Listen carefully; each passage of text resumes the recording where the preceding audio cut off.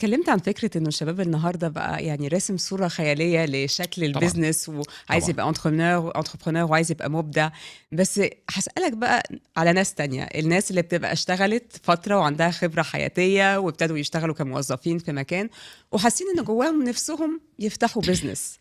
إيه الأسئلة اللي لازم يسألوها لنفسهم قبل ما ياخدوا القرار المهم والخطير ده؟ التزاماتك تسمح لك مهم. ولا لا؟ ده اول سؤال. يعني لان كل ما كنت خفيف كل ما عرفت تاخد قرار اسرع واسهل. يعني انت متجوز ولا لا؟ مخلف ولا لا؟ عشان كده انا بقول يعني لو انت ناوي تاخد سكه رياده الاعمال بالعقل شويه بس في موضوع الجواز. ما بقولكش ما تتجوزش، بس اهدى على نفسك. لان رياده الاعمال عموما او العمل الحر مستهلك للطاقه العقليه والجسديه والماليه بشكل لا يمت للورق اللي احنا بنرسمه ده بصله. يعني بعدين كده احنا عايزين نفتح مشروع هياخد مني قد ايه؟ قولي ساعتين في شغل بعد الدوام بتاعي. مفيش الكلام ده. لا لا لا، انت بتتربط في الشغل. ويعني يوم ما تبقى بطل سنتين 3 علشان تبريك ايفن، مم. مش تكسب. الناس برضه بتبقى فاكره انا هفتح مشروع هيخش لي فلوس من الاول. ذاتس واي اكتر من 90% من البيزنسز بتفشل. بتفشل بعد أول تمام. سنة. فانت اول سؤال تساله هل التزاماتك تسمح لك ولا لا. تاني سؤال تساله هل انت قد الفشل ولا لا، لانك غالبا هتفشل.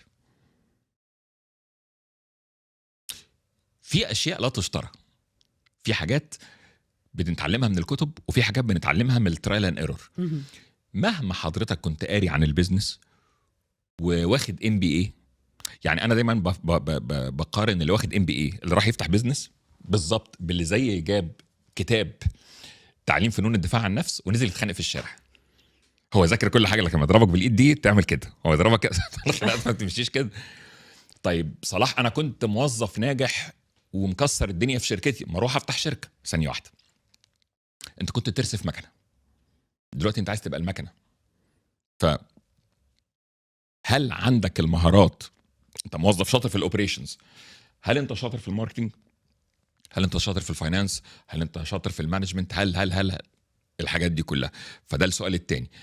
السؤال الثالث، هل حضرتك مستعد ان البيزنس ده يبقى ابنك الجديد بمشاكله بقرفه؟ يعني احنا كلنا بنشوف الاطفال في اللقطه اللي هي وهو بيبتسم وهو مستحمي، بس ما بنشوفش الابهات والامهات هم بيجروا ورا عيالهم في البيت وهم مبهدلين الدنيا. البيزنس هيعمل معاك كده، هيعمل معاك كده شئت ام ابيت. يعني رحله تربيه.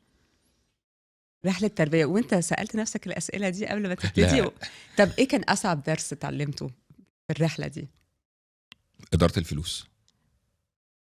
لا اصعب درس السيستم.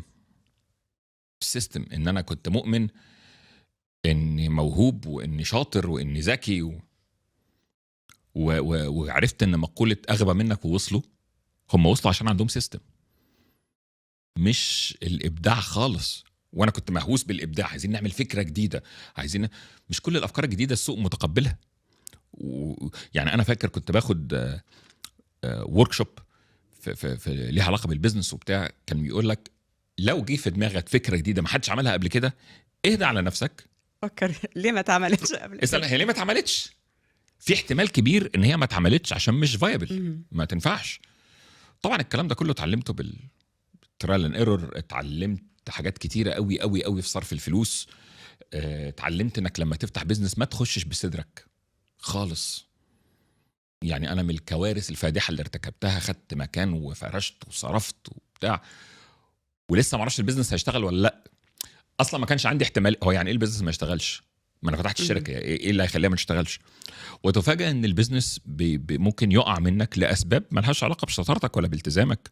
ظروف السوق بقى، موظفين معاك، انت مش عارف تحكم التيم بتاعك، اسباب كتير.